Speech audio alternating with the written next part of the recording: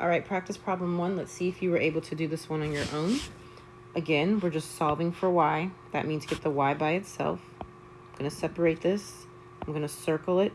There's nothing outside of the circle. So there's no step 1 because the x is already over here on side 2. So all I have to do is divide everything by 3. So I have 3 terms, so I'm dividing 3 times to get y equals, separate my fraction, 5/3 x. This is minus 9 divided by 3 is 3. Final answer.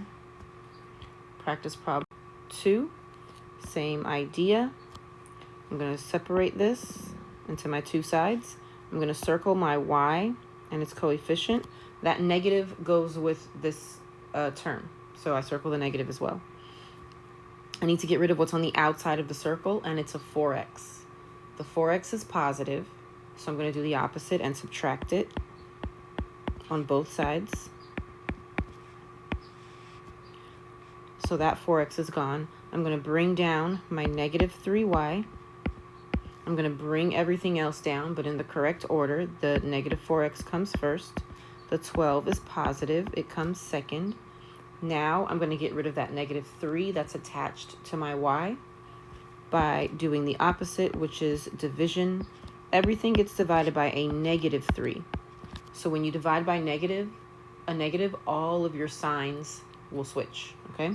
So anything that's positive will be negative. Anything that's negative will be positive. So I have a negative divided by a negative, so this is now positive. I'm going to separate that fraction. So I have a positive 4/3 x. 12 was positive. I divided by negative, so now it's negative. 12 divided by 3 is 4. That's it. That's all I do.